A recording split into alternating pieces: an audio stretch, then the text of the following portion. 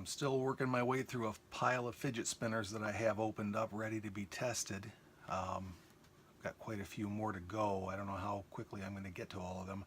The next one here is from Axiom spinners, and this is a really cool looking thing with Triax. Looks like some kind of medieval weapon. Seems very cool. It's a little different to play with, though.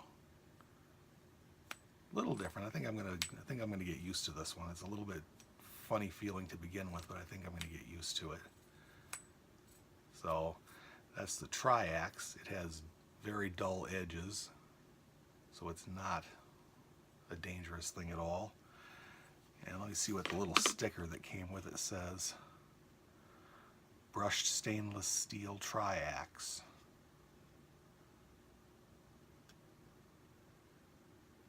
Okay. An R188 bearing, stainless steel. Good, that's what I like. Serial number 0220.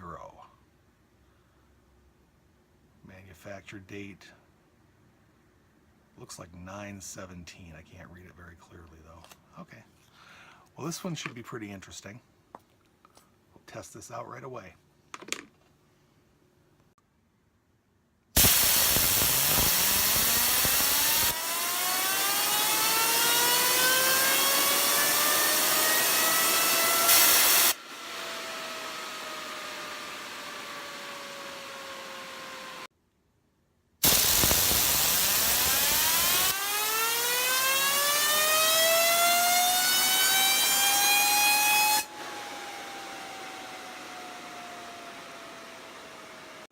So this one turned out to be pretty interesting on spinning. I'm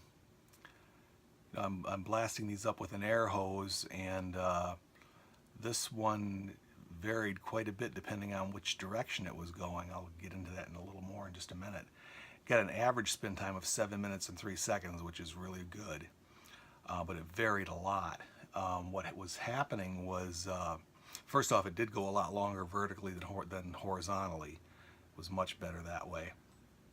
But besides that effect, it spins longer when it's going with the pointed part going forward, kind of like a buzz saw, and not quite as long going backwards like that. And that happened either way, whether it was this way or this way. So that was a similar effect I got with their Axiom spinner's other spinner, which I reviewed a little while ago, called the Tetra. Similar thing. I can't quite explain why that happens, but it's got to be something to do with the aerodynamics and the air drag on the thing. But in any case, it produced a lot of variability, which by my system caused it to get penalized a bit. I gave it an appearance score of 9 because I think it looks really cool, and the feel, I gave it a 7. There's one problem with this.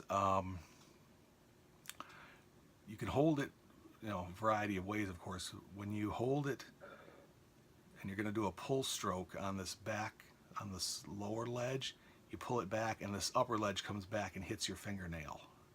So it doesn't work very well that way. It doesn't always do it, but see how that happens?